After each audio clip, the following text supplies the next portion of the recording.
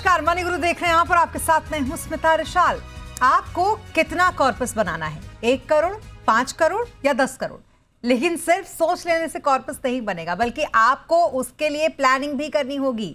इसलिए आज हम बताएंगे कि कैसे आप करोड़ों का कॉर्पस बेहतर स्ट्रैटेजी के साथ आसानी से कर सकते हैं हासिल। 1 करोड़ के कॉर्पस के लिए कितनी एसआईपी रहेगी आपके लिए सही? 5 करोड़ के लिए क्या हो आपका प्लान? और कैसे कंपाउंडिंग के रूल से 1 करोड़ से 10 करोड़ तक पहुंचना है आसान? इसीलिए आज के शो में हम बताएंगे आपको पूरी स्ट्रैटेजी और प्लानिंग जो बनाएगी आपको करोड़पति। इसमें हमारे साथ हैं मनी फ्रेंड के सीईओ मोहित गांग और निमित कंसल्टेंसी के फाउंडर नितेश बुद्धदेव भी इस वक्त हमारे साथ हैं। हम दोनों का बहुत स्वागत है हमारे साथ इस शो पर। और सबसे पहले मोहित, आपसे शुरुआत करते हैं। अमूमन हम ये देखते हैं कि जब कॉर्पस की बात आती है तो उसमें भी, मैं ऐसे मेजॉरिटी की बात नहीं कर रही हूँ, लेकिन जो सवाल हमारे पास आते हैं मनी गुरु शो में पोर्टफोलियो रिव्यू करने के लिए, उसमें भी बड़े कम लोग होते हैं जो बहुत बड़ा सोच पाते हैं। 10 करोड़ तक तो शायद कोई भी नहीं जाता। उनको लगता है 2-3 करोड़ मिल जाए वही काफ़ी है मेरे लिए। तो आज हमने इसीलिए इसमें 10 करोड़ तक की राशि रखी है कि ये भी पाना आसान है। शुरुआत आपसे करते हैं। एसआईपी से करोड़पति, इसका क्या फॉर्मूला है? कैसे बन सकते हैं एसआईपी से करोड़पति हम? जी स्मिता जी, बहुत बहुत धन्यवाद and thank you very much. देखिए, एसआईपी से करोड़पति बनने का जो सपना है, वो एक्चुअली बहुत लोग उसे सच्चाई में बदल चुके हैं। और इसलिए शायद मैं उसे ये नहीं कहूँगा कि वो एक सपना है या एक ड्रीम है या उसको लेकर आपको प्लानिंग करनी चाहिए, बिकॉज ये हकीकत में लोगों ने करा है, लोगों ने हासिल किया है इसे। और इसीलिए शायद ये इतना अच्छे से ये कॉन्सेप्ट जो है वो एस्टैब्लिश भी हो गया है, और शायद इसी कारण से आप, मैं और सब लोग इसकी बातचीत भी कर रहे हैं आजकल, राइट। तो इसके जो इंग्रेडिएंट्स हैं, वो कुछ बहुत ज़्यादा कुछ खास नहीं है। आपको अपना डिसिप्लिन जो है वो बनाए रखना है। आपको अपनी सैलरी का एक फिक्स हिस्सा जो है वो हर महीने रेगुलरली सेव करना है। आपको अपने खर्चों को बांधना है, आपको अपनी बचत को बढ़ाना है, आपको निवेश में भरोसा रखना है, आपको बहुत ज्यादा उठापटक नहीं करनी है, आपको लॉन्ग टर्म जर्नी पे विश्वास करना है। तो जो फंडामेंटल प्रिंसिपल्स हैं स्मिता, वो सेम है, उसमें कहीं पर भी कोई बदलाव नहीं आया है। सिर्फ बात है आंकड़ों की और नंबर्स की, कि क्या वो नंबर होगा, क्या वो आंकड़ा होगा जो आपको एक बहुत बड़े लेवल पर ले जा सकता है। चाहे वो धनराशि 1 करोड़ की हो, 2 हो, 5 हो, 10 हो, तो कुछ भी हासिल करना जो है वो बहुत दूर नहीं है, अगर आपने सही ढंग से सही तरीके से प्लान किया है। तो क्या 10,000 रुपए से भी आप 10 करोड़ तक पहुंच सकते हैं? बिल्कुल पहुंच सकते हैं। बट हाँ, ये है कि वो जो प्रक्रिया होगी वो थोड़ी लंबी होगी, हो सकता है उसमें 35 से 40 साल लग जाए। अगर आप उस 10,000 को बढ़ाते जाएंगे, नियमित रूप से उसे इंक्रीज करते जाएंगे, 10,000 से ज्यादा कर सकते हैं, तो क्या आप उस समय अवधि को कम कर सकते हैं? बहुत ड्रामेटिकली वो कम हो सकती है, और इसको शायद हम आप ही के शो में आज आंकड़ों से प्रूव भी कर देंगे। बट सबसे बड़ी रेसिपी इसी में एक है कि आपको नियमित तरीके से, डिसिप्लिन तरीके से अपनी आमदनी का एक फिक्स्ड हिस्सा हर महीने बांधना है, और उसे तोड़ना नहीं है। अगर आप इस प्रक्रिया को चलने देंगे तो कोई भी सपना पाना मुश्किल नहीं है। बिल्कुल, और ये हम यहाँ पर आपको दिखा भी रहे हैं। 1 करोड़, 5 करोड़ और 10 करोड़ का कॉर्पस, कितनी एसआईपी और कितना समय, इसको बहुत अच्छी तरीके से आप समझ जाएंगे देखकर, जिस हिसाब से हमने इसे समझाया है।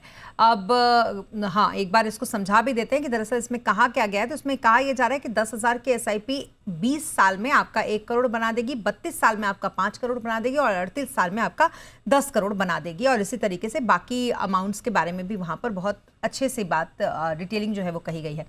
अब मैं आपके पास आती हूँ नितेश। मैंने तो खैर इसका बस जो लिखा था ग्राफिक्स में वो बताया, लेकिन आप बेहतर तरीके से बता पाएंगे कि अगर किसी को जिंदगी में 1 करोड़, 5 करोड़ और 10 करोड़ चाहिए, तो फिर उसको किस तरीके से एसआईपी शुरू करनी चाहिए और कितना इंतजार करना होगा मार्केट में? बिल्कुल स्मिता, मुझे लगता है मोहित ने इधर पूरा इंग्रेडिएंट्स तो बता दिया है। तो अगर वो इंग्रेडिएंट्स डालेंगे और उस हिसाब से काम करेंगे तो क्या रिजल्ट निकल के आ सकता है, उसका एक आपके सामने आंकड़े रखना चाहूँगा। अगर स्मिता मान लीजिए किसी को 1 करोड़ जुटाना है, जैसे आप बोल रहे थे 1 करोड़ तो आई थिंक सबको जुटाना है, पर शायद अगर हम आंकड़ा जोड़ते हैं, इन्फ्लेशन को पकड़ते हैं, तो 10-20 साल के बाद 1 करोड़ की वैल्यू नहीं रहेगी। तो मुझे लगता है आज हर दर्शक को एक चीज़ पहले करनी होगी, 5 या 10 करोड़ का लक्ष्य लेके चले। बिकॉज 1 करोड़ ऑफकोर्स बहुत अच्छा फिगर है, बट वो आज के एक टाइम में है, 10-20 साल के बाद नहीं। पर मान के चलते किसी को 1 करोड़ जुटाना है स्मिता, और उसको 10 साल में करना है, और मान के चल रहे कि 12% का अप्रॉक्स CAGR मिलता है, तो उनको 45,000 की SIP चालू करनी होगी और 10 साल में वो 1 करोड़ बन सकता है। अगर कोई 15 साल में 1 करोड़ जुटाना चाहता है तो उसको 21,200 की करनी पड़ेगी, कोई 20 साल में करना चाहता है तो 11,000 की लगेगी। बट अब मैं आपका आता हूँ 5 करोड़ पे। अगर किसी का 5 करोड़ का लक्ष्य है, मैं मान के चल रहा हूँ वो 10 साल का नहीं, थोड़ा लंबा रह के चलते हैं, और कोई 15 साल रुकेगा और 15 साल की ये जर्नी क्रॉस करेगा, तो लगभग लगभग 1,06,000 रुपए की SIP 15 साल तक अगर कोई करता रहेगा तो 5 करोड़ का लक्ष्य पाना उसके लिए मुमकिन है। और मान के चलिए कोई और यंग है, आज 25-30 साल का है और उसको 20 साल की जर्नी उसके पास समय है, तो उसको चाहिए होगा 54,900। बट स्मिता, जैसे आपने बोला था 5 करोड़ पे रुकना नहीं है, अगर मैं इस चीज़ को 10 करोड़ पे लेके जाऊँ, और मुझे लगता है जब ये आंकड़े रिवील करूंगा तो काफ़ी लोगों को लगेगा ये अचीवेबल नहीं है, पर आपके शो में ही बताएंगे कि ये कैसे अचीवेबल हो सकता है। तो अगर किसी का 10 करोड़ का लक्ष्य है और मान के चल रहा हूँ उसको 20 साल का समय है, तो 1,09,700 रुपए की SIP करनी पड़ेगी। उसी के अलावा कोई जल्दी शुरू कर पा रहा है और 25 साल का लक्ष्य है स्मिता, तो मात्र 59,300, मतलब कोई 60,000 रुपए महीने डाल के अगर 25 साल रहेगा तो ये 10 करोड़ पाना मुमकिन है। हाँ जी स्मिता। बिल्कुल। बहुत अच्छे तरीके से तो आपने भी समझा ही दिया। अब जब इसके पहला वाला जो मैं लोगों को बता रही थी मोहित, मैं चाहूँगी कि उस डेटा को आप अच्छी तरीके से समझाइए और ज़रा मुझे बताइए कि कंपाउंडिंग का फ़ायदा कैसे लंबे समय में आपके एक बड़े कॉर्पस को बड़ा ही आसान आपके लिए बना देता है। ये आप बताइए मोहित। जी। देखिए, मैं आपको एक छोटी सी बात बोलता हूँ स्मिता, कि जो कंपाउंडिंग का फॉर्मूला होता है, और हम ह्यूमन माइंड जो है वो जनरली ज्योमेट्रिक प्रोग्रेशन को मेजर नहीं कर पाता, हम लोग सिर्फ अर्थमेटिक प्रोग्रेशन को मेजर कर पाते हैं। कहने का तात्पर्य यही है, अगर मैं सरल भाषा में समझाऊं, कि अगर मैं किसी से कहूं कि 6+6+6+6 कैसे चल रहा है, तो वो बहुत आसानी से उसको जोड़ के आंसर दे देगा। बट अगर मैं किसी से पूछूं कि 6 × 6 × 6 × 6 किस तरह से चल रहा है, तो शायद वो कोई जवाब नहीं दे पाएंगे आफ्टर द थर्ड और द फोर्थ मल्टीप्लिकेटिव फैक्टर।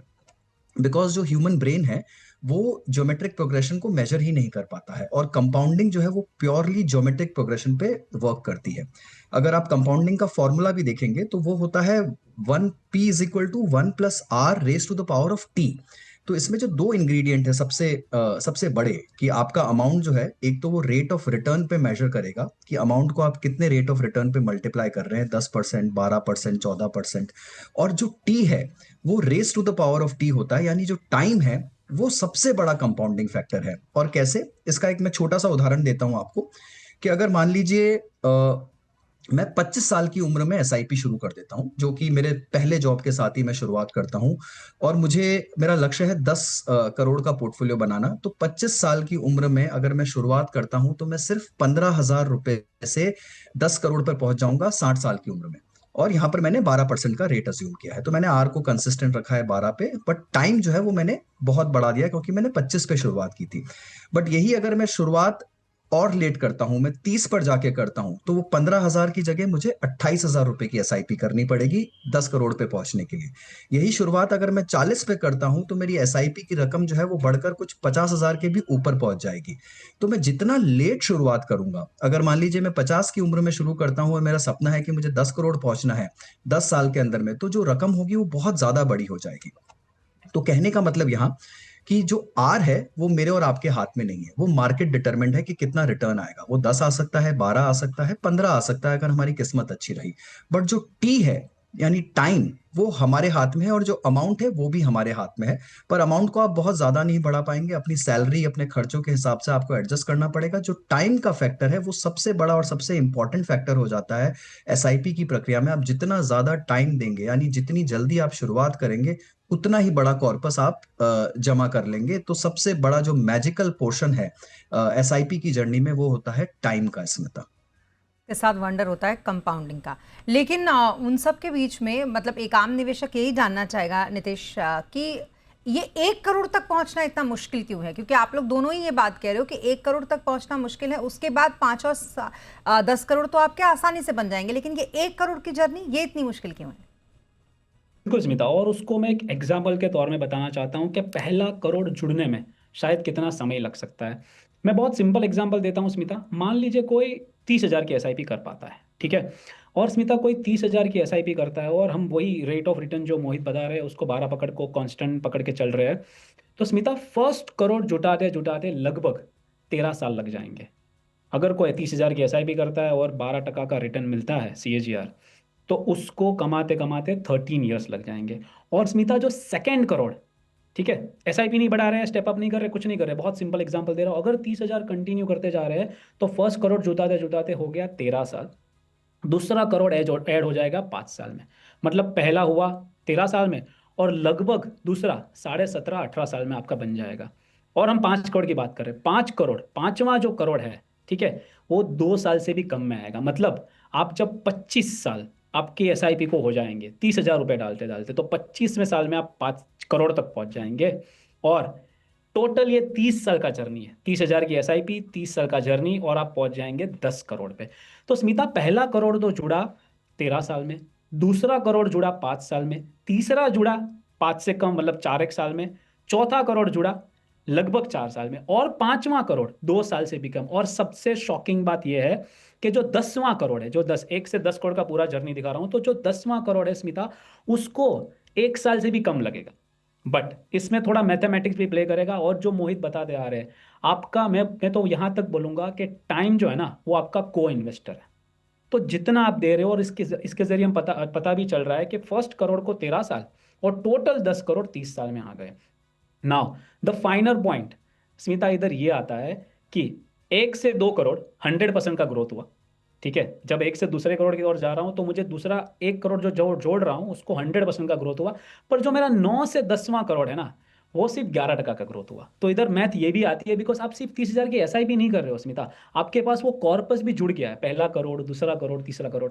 तो अगर आपने पहला पहला पढ़ाओ जो फर्स्ट करोड़ का पार कर लिया ना, तब तक आपको है ना कंपाउंडिंग बहुत बोरिंग लगेगा, पर उसके बाद वो मैजिक में कन्वर्ट हो जाएगा।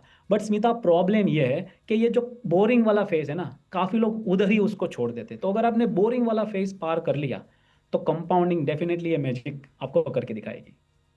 ये फिर आपको खुद को मोटिवेट रखना पड़ेगा, क्योंकि दुनिया में हर अच्छी चीज़ बोरिंग ही होती है। अच्छी चीज़ से मेरा मतलब है, अगर आप डिसिप्लिन में रहते हैं तो वो बोरिंग है, अगर आप 5 AM क्लब में शामिल हो जाते हैं तो वो भी बोरिंग है। तो इस तरीके से आपको अपने आप को मोटिवेट रखना पड़ेगा।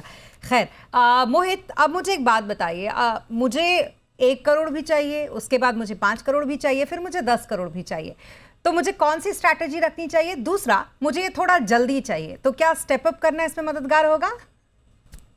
जी, स्मिता, देखिए, जल्दी तो सबको बहुत है कि जल्द से जल्द उन मकाम को हासिल किया जाए। आजकल फायर नंबर और सुपर फायर नंबर घूम रहे हैं कि आप कितनी जल्दी से जल्दी रिटायर होकर एक आराम की जिंदगी जीना चाहते हैं। तो यस, अगर शॉर्ट आंसर दूं, और जैसा कि नितेश ने भी आपको समझाया कि यहाँ पर मैथमेटिक्स बहुत बड़ा रोल प्ले करती है, क्योंकि जब आप पहले करोड़ से दूसरे करोड़ पे जाते हैं तो आपको सिर्फ 50% इंक्रीमेंट होता है, बट पहला करोड़ बनाना बहुत लंबा समय ले लेता है, करीब 7 से 8 साल, डिपेंडिंग कि आप कितनी धनराशि का एसआईपी कर रहे हैं। अगर आप 75,000 से शुरू कर रहे हैं तो आपको हो सकता है 7 साल में हो जाए, बट अगर आप उससे कम से एसआईपी कर रहे हैं तो हो सकता है कि आपको ज्यादा समय लगे। दूसरा करोड़ सिर्फ 50% इंक्रीमेंट होता है, और तीसरा करोड़ सिर्फ 33% इंक्रीमेंट होता है, 2 पे 1 करोड़। और चौथा करोड़ सिर्फ 25% इंक्रीमेंट होता है, और छठा करोड़ इसी तरह से आप करते जाएंगे तो परसेंटेज सेंस में वो बहुत कम होता जाता है, जैसे जैसे आपका टाइम टेनर बढ़ता जाता है। तो या तो आप समय को बढ़ा दीजिए तो आप पहुंच जाएंगे, पर अगर आपको बहुत जल्दबाजी है तो दूसरा तरीका है कि जो हमारा फॉर्मूला था मैथमेटिक्स का, ए का, वहां पर मैं उसमें 10% का इंक्रीमेंट लगा दूं, यानी अब मैं अमाउंट को भी 10% से कंपाउंड कर रहा हूं। मेरे रिटर्न्स तो कंपाउंड हो ही रहे हैं 12% पे, मेरा जो अमाउंट है जो मैंने डाला है वो भी 10% पे कंपाउंड हो रहा है। अगर मैं उसको भी बढ़ा दूं तो जो मेरा पहला करोड़ था, मान लीजिए कि मैं सिर्फ 10,000 रुपए की एसआईपी से शुरू करता हूं, और जो मेरा पहला करोड़ 17 साल में आने वाला था, अगर मैं उसमें 10% का इंक्रीमेंट लगा देता हूं तो वही मेरा पहला करोड़ जो है वो 13 साल की उम्र में आ जाएगा। राइट? तो यहाँ पर 4 साल से आपने अपने टाइम टेनर को स्क्वीज कर दिया, और इसी तरह से वो जो असर है वो आपके अगले 5 करोड़ 10 करोड़ पे भी पड़ता जाएगा, और मैथमेटिकली वो जो नंबर है आपका वो काफी कम होता जाएगा। वो टेबल बहुत बड़ी टेबल है, बट अगर आप नंबर्स को रखेंगे स्क्रीन पर तो सबको दिख जाएगा कि किस तरह से जो टाइम टेनर है वो कम होता जाता है अगर आप सिर्फ 10% से इंक्रीमेंट करते हैं। तो कहने का मतलब सिर्फ ये है कि अगर आपको सैलरी इंक्रीमेंट्स मिल रहे हैं, बोनस मिल रहा है, आपकी सैलरी बढ़ रही है, तो हर साल जो इंक्रीमेंट आ रहा है उसे खर्च मत कर दीजिए, उतने ही पोर्शन से आप अपने निवेश को भी बढ़ाइए, उतने ही पोर्शन से आप अपने इन्वेस्टमेंट्स को भी बढ़ा दीजिए। तो साथ साथ कंपाउंडिंग की जो जर्नी रिटर्न में चल रही थी वो अब अमाउंट में भी चलेगी, और डबल कंपाउंडिंग का इंजन जो है वो आपको बहुत जल्दी अपने मुकाम पर पहुंचा देगा। ओके। अब नितेश, एक चीज़ जो सवाल मेरे मन में है वो ये है, मान लीजिए मैंने एक बड़ा टारगेट अपने लिए रखा है, मैंने 7 साल 8 साल का टाइम भी अपने लिए रखा है, अब उसमें 2025-26 जैसा मार्केट आ जाता है तो क्या जो मेरे एक्सपेक्टेशंस थे उसको थोड़ा धक्का लगेगा? क्या मेरी जिस रफ्तार से मेरा पैसा बनना चाहिए था उस रफ्तार से बनेगा मेरा पैसा? बिल्कुल स्मिता, और ये जो हम बात कर रहे हैं ये आंकड़े बड़े लग रहे हैं क्योंकि 10 15 20 साल की बात कर रहे हैं।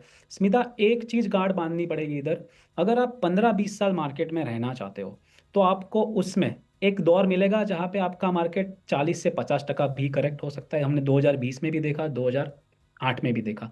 और ऐसे जो बोरिंग फेज, डल फेज बोल सकते हो, जहां पे आप एसआईपी तो हर महीने डाल रहे हो बट आपका जो ग्रोथ हो रहा है पोर्टफोलियो का वो इतना ही हो रहा है जितना आप एसआईपी डाल रहे हो, क्योंकि एक्चुअल में तो मार्केट टाइम करेक्शन में चल रहा है। तो स्मिता, ये मुझे लगता है आपको, ये आपके पार्ट ऑफ द जर्नी हो, और ये अगेन जर्नी का आपका एक फीचर है, कोई बग नहीं है। तो आप एक तो 40 से 50% का वंस इन अ डिकेड वो करेक्शन के लिए आप तैयार रहे, और दूसरा ये बोरिंग फेज, मतलब 2 2.5 साल आपको कुछ रिटर्न नहीं मिलेगा पोर्टफोलियो में। अगर ये चीज के लिए कोई रेडी है तब जाके जो हम आज बात कर रहे हैं ना वो सेंस बनता है 1 3 5 10 करोड़, ठीक है? क्योंकि एक्सेल में तो ये बहुत अच्छा लगता है, जब मैं कैलकुलेटर में डालता हूँ शायद कोई कुछ भी 2 मिनट में निकाल सकता है, इसके लिए तो एआई की भी जरूरत नहीं है। बट अगर ये समय में आपका ये इसीलिए हम एवरेज रिटर्न की बात करते हैं, अगर 12% एवरेज रिटर्न की बात करते हैं ना, वो फ्लैट 12 12 12 ऐसे नहीं चलेगा। कभी वो -20 होगा, कभी +30 होगा, कभी -5 होगा, कभी 2% होगा। तो ये पूरा एक लॉजिक, एक पूरा मैं बोल रहा हूँ हिस्ट्री प्लस ये जो मुझे लगता है ये जो उतार चढ़ाव है ना, उसको अगर हम समझ लेंगे ना तो ये पार्ट डिफिकल्ट नहीं है। तो हम जो बात कर रहे हैं ना मैथ्स की, वो तो सिर्फ 20% है, बाकी का 80% तो बिहेवियर है स्मिता। और उसके बाद ये भी समझेंगे कि और क्या क्या फैक्टर्स हैं जो आपकी जो उम्मीद है उसको बढ़ा देते हैं। और हाँ, एक और बात जो यहाँ पर बहुत इंपॉर्टेंट हो जाती है कि हमने शो के स्टार्टिंग में ही बोला था कि अगर आपको एक बड़ा कॉर्पस चाहिए तो सोचने से नहीं होता, मैनिफेस्ट करने से नहीं होता है, बल्कि उसके पीछे बहुत सारा मैथ्स होता है जो आपको करना पड़ता है। वही हम करने की यहाँ पर करने की कोशिश। रुकेंगे एक छोटे से ब्रेक के लिए, जल्द होंगे हाजिर, आप बने रहें हमारे साथ।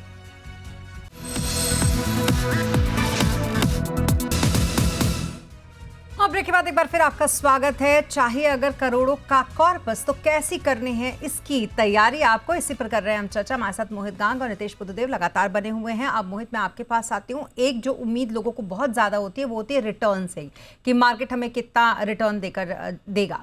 अब जब हम किसी बड़े कॉर्पस के बारे में सोच रहे हैं तो आपके हिसाब से मोहित, आपका कैलकुलेशन क्या कहता है, कितना एज्यूम करके चलना चाहिए कि हमें कितना रिटर्न मिलेगा? स्मिता जी, देखिए, आई थिंक यूनिवर्सली अगर आप इंडिया में देखेंगे और कहीं पर भी किसी से भी बातचीत करेंगे तो हर कोई आपको यही बोलेगा कि आप एक रियलिस्टिक नंबर जो है वो 12% का लेके चलिए। अब वो वैसा क्यों बोलते हैं, इसके पीछे क्या लॉजिक है? देखिए, अगर आप हिस्टोरिकली देखें कि पिछले 40 साल का मार्केट का रिटर्न क्या रहा है, सेंसेक्स 1980-81 में शुरू हुआ था, तब से लेकर अब तक का रिटर्न जो है वो कुछ 14 साढ़े 14% का CAGR रिटर्न है। इसी तरह अगर आप निफ्टी की जर्नी भी देखें तो वो भी करीब 14-15% के CAGR रिटर्न पे है। तो फिर हम अब 12 क्यों बोल रहे हैं? देखिए, जैसे जैसे इकोनॉमीज एडवांस्ड होती है, मच्योर होती है, आपकी जो इन्फ्लेशन की दरें होती हैं वो कम होती जाती है इकोनॉमी में, और आपकी जो ब्याज की दरें हैं वो भी रियलिस्टिकली कम होती जाती हैं। तो आपके जो रिटर्न्स आते हैं वो हमेशा नॉमिनल रिटर्न होते हैं, यानी वो इन्फ्लेशन प्लस रियल इकोनॉमी की ग्रोथ होती है। तो अगर आपकी जो रियल इकोनॉमी की ग्रोथ है वो मान लीजिए भारत की कुछ 6 से 7% के आसपास रही है हिस्टोरिकली पिछले कुछ सालों से, और आगे भी चलकर हमें उम्मीद है कि हम 6 से 7 पर चलते रहेंगे। अगर कुछ बहुत अच्छा फेज आता है तो हो सकता है कि हम 8 तक पहुंचे, बट रियलिस्टिक अगेन आप मान के चलिए कि हमारी रियल जो रिटर्न रेट होगी इकोनॉमी की वो 6 से 7% होगी। और वहां पर अगर मेरा इन्फ्लेशन जो है वो 5% पे रहा और इकोनॉमी 7 पे ग्रो की, तो मेरी 12% की नॉमिनल रेट पे इकोनॉमी ग्रो करेगी। तो ये मेरा नॉमिनल रिटर्न है मार्केट का, और मुझे लगता है कि रियलिस्टिकली ये रिटर्न बिल्कुल पॉसिबल है। जिस रेट पर इकोनॉमी नॉमिनल तरीके से ग्रो कर रही है उतना रिटर्न तो मुझे मार्केट से मिलेगा ही मिलेगा। पिछले कुछ सालों से आप देखें तो भारत की नॉमिनल रेट जो है वो सिंगल डिजिट में आ चुकी है, वो साढ़े 8, 9, 10% पे आ रही है, राइट? तो दूसरा सोचने का ये तरीका हो सकता है कि अगर मेरी नॉमिनल ग्रोथ रेट इकोनॉमी की 10 रहती है एक लॉन्ग टर्म होराइजन में, अगले 10 से 20 साल में, यहाँ पर मेरी 6% की रियल ग्रोथ रेट है और 4% का इन्फ्लेशन है, तो 10 का अगर मेरा नॉमिनल ग्रोथ रेट है, तो मेरी जो टॉप कंपनीज होंगी, मार्केट की जो अच्छी कंपनीज होंगी, मैं अच्छे फंड्स में निवेश करूंगा, तो वो मुझे मार्केट से 2% का अल्फा जनरेट करके देंगे, यानी मेरा जो रिटर्न है वो 12% पे आना चाहिए। इसलिए अगर आप किसी भी तरह से इसे सोचना चाहें तो 12% की जो दर है वो बहुत ही रियलिस्टिक लगती है। क्या इससे ज्यादा पॉसिबल है? बिल्कुल पॉसिबल है, बिकॉज हिस्टोरिकली मार्केट ने इससे ज्यादा दिया है। क्या आप 14-15% पे कमा सकते हैं? बिल्कुल कमा सकते हैं। अगर मान लीजिए आप 15% पे कमाएंगे तो आप पर 15-15-15 का फॉर्मूला चला जाएगा, यानी आप 15 साल में 15,000 रुपए अगर एसआईपी करें तो 15% की दर से आप 1 करोड़ का लक्ष्य और आसानी से हासिल कर लेंगे। बट अपने जितने भी कंप्यूटेशंस हो उसमें आप अगर 12% का रेट अज्यूम करेंगे तो कभी भी आगे चलकर डिसअपॉइंट नहीं होंगे। एक रियलिस्टिक रेट ऑफ रिटर्न है, इससे अच्छा आ गया तो आप हमेशा खुशी रहेंगे।